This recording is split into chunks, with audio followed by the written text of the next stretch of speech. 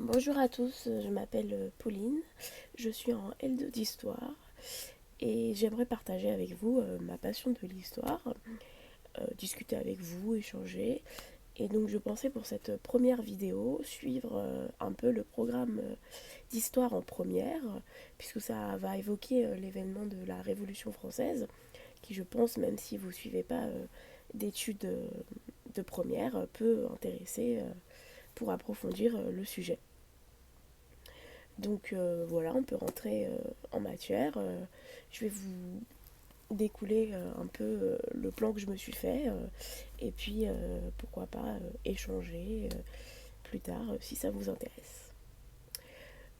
Donc la Révolution française va s'intégrer dans un contexte que nous allons voir de fin de l'Ancien Régime. Et donc je vais commencer par déjà dire qui est au pouvoir à cette date-là. Au pouvoir depuis 1774, Louis XVI va diriger le royaume monarchique de la France avec une monarchie absolue de droit divin, symbolisée surtout par Louis XIV, je pense que vous voyez, euh, et aussi par ce qu'il a mis en place comme Versailles, on reviendra, donc c'est pour ça que je le cite, qui est un symbole important. Voilà. Mais depuis quelque temps, surtout à partir des années 1780, le royaume est en pleine crise. On, va on peut le dire déjà depuis très longtemps, le royaume a fait beaucoup de guerres. Par exemple, pendant le règne de Louis XIV, il a pratiquement été en guerre permanente, c'est ça qu'on appelle. Bah, les guerres, ça creuse financièrement. Il y a aussi la révolution américaine, dans laquelle la France a joué un rôle, qui a creusé les dettes, et aussi au niveau de la météo, les mauvaises récoltes, a joué un rôle important sur l'économie. Et donc le royaume de France, à cette époque, au moment de la veille de la Révolution française, se retrouve très endetté. Et on va voir apparaître un mécontentement de la population, et donc ça va entraîner la révolution. Donc on peut se demander en quoi la Révolution française va donner naissance à la souveraineté nationale, à un nouvel ordre politique, euh, comme je l'ai dit, donc fondé sur la souveraineté nationale et citoyenne. On va voir donc ce que c'est la fin de l'Ancien Régime à partir de 1789 et des États généraux. Ensuite, on peut parler des transformations du pays face à l'instabilité politique et des principes révolutionnaires entre 1790 et 1799. Donc 3 journées sont importantes lors du début de la Révolution française pour que le sujet devienne progressivement citoyen. Tout d'abord, on l'a dit, depuis un petit moment, la France est une monarchie absolue, euh, c'est-à-dire que Louis XVI va contrôler l'ensemble des pouvoirs. Mais comme je l'ai dit, le royaume de France fait face à une crise politique et frumentaire, marquée par des pénuries alimentaires engendrées par de mauvaises récoltes, qui se traduisent par une hausse forte des prix de céréales, par exemple.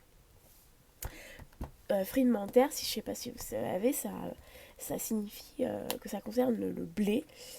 C'est une crise qui est une crise agricole liée à l'insuffisance de récolte de blé. Ensuite, on va avoir une crise sociale qui est liée aux inégalités qui caractérisent la société de l'Ancien Régime, puisque c'est une société d'ordre. On a le clergé, on a la noblesse et on a le tiers-état. Et il y a une certaine inégalité. C'est une société aussi de privilèges. Vous avez, je pense, en tête tout de suite les privilèges qui font que la noblesse et le clergé ne payent pas d'impôts.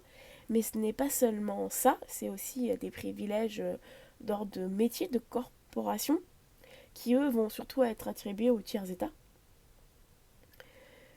Les tensions vont aussi se voir parce qu'on a une bourgeoisie au sein du tiers-État, puisqu'elle n'a pas de titre de noblesse, qui, elle, s'enrichit et cherche à s'émanciper, à prendre du pouvoir.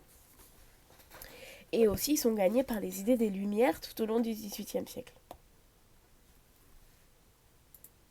On a aussi une crise financière et politique. Puisque je vous ai dit, l'État a un déficit très important. Le gouvernement de Louis XVI va tenter de mettre en place un impôt payé par tous. Donc, comme vous pouvez vous en douter, ça pose problème à la noblesse, puisqu'elle ne veut pas payer d'impôts. Et toutes ces réformes que veut mettre en place Louis XVI ne fonctionnent pas, car au final, il a peu de pouvoir et il cède face à la noblesse. Il y a aussi, là on n'en parle pas vraiment, puisque c'est pas abordé dans le programme de première, mais la société de l'Ancien Régime et la monarchie absolue repose quand même sur ce qu'on appelle les parlements. Donc avant que la monarchie soit absolue, les parlements avaient un grand rôle à jouer, surtout le parlement de Paris, représenté par des nobles qui ont une charge, qui ont un office. Et ces parlements vont avoir le droit de remontrance, vont avoir le droit de dire non au roi sur une chose qu'il veut mettre en place. Le roi a toujours la possibilité de dire bah non, je veux quand même la mettre en place, ce qu'on appelle le lit de justice, c'est-à-dire qu'il va se rendre au Parlement pour faire acte de la décision sur place. Donc ce droit de remontrance, il va beaucoup bouger au fil de la monarchie absolue. Alors c'est un peu facile de dire bouger, mais il va être restreint, il va être interdit, il va revenir. Et les parlements, eux, surtout le Parlement de Paris, veut retrouver son pouvoir. Et on va aussi avoir une tension avec le roi Louis XVI. Et donc, incapable de répondre à cette crise, Louis XVI va convoquer la première date qu'il faut retenir, les États généraux, le mois de mai 1789, le 5 mai. Pour revenir sur ce que c'est les États généraux, pour faire simple, c'est une assemblée qui est exceptionnellement convoquée, très rare, par le roi, pour être consulté en cas de crise politique ou autre, enregistrer des décisions royales. Et donc les États généraux sont l'assemblée des trois ordres que j'évoque depuis le début et que vous connaissez, le clergé, la noblesse, le tiers-état, appartenant à toutes les provinces du royaume. C'est des députés qui vont représenter ces ordres-là à travers toutes les provinces. La situation est tendue lors de ces États généraux, puisque les États généraux vont permettre de remonter ce qui ne va pas, les tensions. Des cahiers de doléances vont être distribués un peu partout en France et vont permettre aux sujets du royaume, qui ont l'espoir en ces cahiers d'ailleurs, de remonter ce qui ne va pas. Mais le roi va s'intéresser qu'à la crise financière, au déficit de son état. Ce qui ne plaît pas à tous déjà, puisque ce qui était remonté pouvait être d'autres choses que la crise financière. Aussi, les États généraux, c'est un vote par ordre. La noblesse a un vote. Le clergé a un vote, le tiers-état a un vote. Alors que le tiers-état déjà représente 80% de la population du royaume. Ce qui pose problème. On voit bien qu'il y a un déficit d'équilibre. Et de plus, le clergé et la noblesse ont tendance à se mettre d'accord. Donc ce qui fait qu'ils sont deux contre un. Ce qui ne plaît pas au tiers-état et en particularité à la bourgeoisie qui veut plus de pouvoir. Donc le tiers-état, qui vont être au début un certain nombre de députés, vont demander à être plus nombreux. Déjà, le roi leur accorde. Mais ensuite, ils vont demander ce vote par tête plutôt que par ordre. Mais Louis XVI va refuser. Par exemple, pour vous donner une idée, on a 1296 députés, 331 clergés, 311 nobles et 650 par tiers-état. Donc on voit bien qu'il y a une inégalité, et ce qui ne plaît pas. Les députés du tiers-état vont se révolter, ainsi que quelques nobles progressifs, quelques membres du clergé, du bas clergé, qui eux étaient plus proches du tiers-état, se révolte et se déclare Assemblée nationale, attention, une date importante, le 17 juin 1789 lors du serment du jeu de paume. Et le serment du jeu de paume, c'est quoi? C'est le 20 juin, parce que c'est plus cette date-là qu'il faut retenir à la rigueur, c'est le 20 juin 1789, le serment du jeu de paume, c'est que les députés se prêtent serment afin de donner à la France une constitution sans se séparer. Donc c'est-à-dire tant qu'ils ne se sont pas tant qu'ils n'ont pas donné une constitution à la France, ils ne se séparent pas, pardon. Ils ne se séparent pas. Comme je le dis, quelques autres députés des autres ordres leur rejoignent, mais ce n'est pas non plus une majorité. Ce serment du jeu de paume est surtout marqué par ce serment très important, comme je l'ai dit, et une constitution, vous allez me dire en quoi c'est hyper important. C'est qu'une constitution, c'est la base des lois d'un royaume, d'un pays. Par exemple, en France, prenons l'exemple d'aujourd'hui, les députés vont sûrement, après avoir consulté le Sénat, instaurer dans la Constitution le fait que les femmes peuvent avorter. C'est-à-dire qu'on ne pourra pas revenir dessus. Sauf si on change de Constitution. Mais si c'est inscrit dans la Constitution, on ne pourra jamais revenir dessus. Donc c'est des lois très importantes, c'est des lois fondamentales. Donc, donner une constitution à la France, c'est permettre à la France de se constituer des lois sur lesquelles on ne peut plus revenir. Et comme on l'a évoqué un peu avant, le XVIIIe siècle, c'est le siècle des Lumières, des libertés individuelles.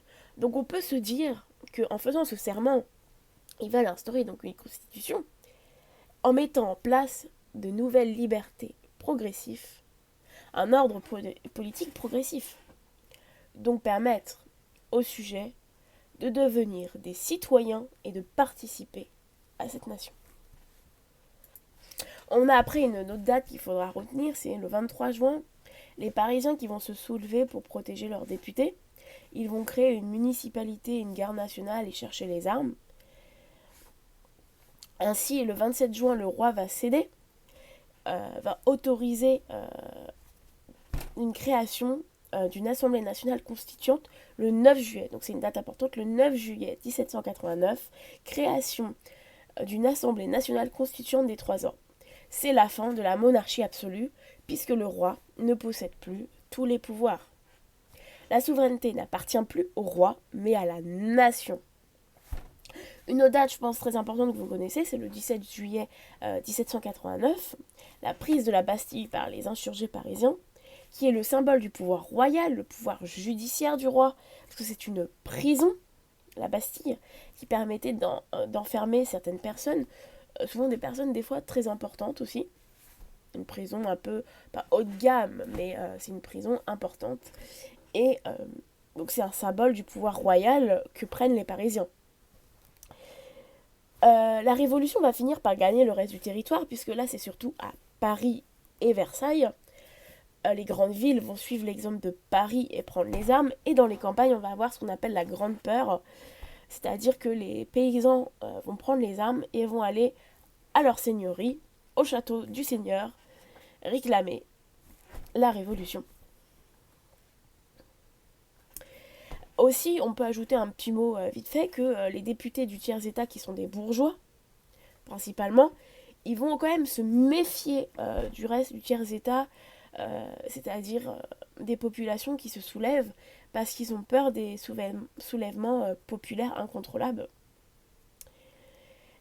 Aussi, une autre date très importante qui marque la fin de la société d'ordre, et je pense que c'est sur là que je vais m'arrêter à la vidéo, c'est la nuit du 4 août 1789, l'abolition des privilèges, qui marque bien cette fin de société d'ordre, puisque ça reposait sur des privilèges accordés aux ordres, et là, de mettre fin à cela, d'abolir, permettrait d'arriver, on le verra plus tard, même si ce ne sera pas quelque chose d'harmonieux, de faire payer des impôts à tous, même si cet impôt payé à tous, je pense surtout au sens ne sera payé que par certains, puisque celui-ci permettra, euh, parce que celui-ci est cher déjà, euh, est assez élevé comme impôt, et en plus, il donnera un privilège. Alors, c'est pas euh, les privilèges comme on l'entend là, mais il donnera un privilège de vote. C'est pas parce que tu veux voter que tu vas payer ça, mais c'est parce que tu payes le sens que tu peux voter. Donc tout le monde ne peut pas voter, vous allez voir, au 19e siècle. Donc ça marque bien qu'il n'y aura pas encore une égalité parfaite. Mais c'est parce que à ce moment-là, ce qu'ils veulent forcément pour l'instant, ils ont réussi à faire en sorte d'abolir les privilèges et de mettre fin à la société d'ordre. Donc je pense qu'on va s'arrêter là pour cette vidéo. Dans une deuxième vidéo, si ça vous intéresse, on pourra parler des différentes valeurs de la Révolution et des événements qui vont en suivre. Je pense qu'avant de faire cette deuxième partie, je peux m'intéresser sur un personnage parce que je pense que ça peut faire plus aimer, intéresser les gens, ou alors sur un monument, un château, Versailles si ça vous intéresse, Chambord. On peut un peu parler de l'histoire de châteaux, de monuments. La tapisserie de Bayeux aussi, qui est pas du tout dans cette histoire-là, Chambord non plus, mais qui peut être quelque chose d'intéressant. Donc voilà, je vous remercie de m'avoir écouté. Je vous souhaite une bonne journée. Au revoir.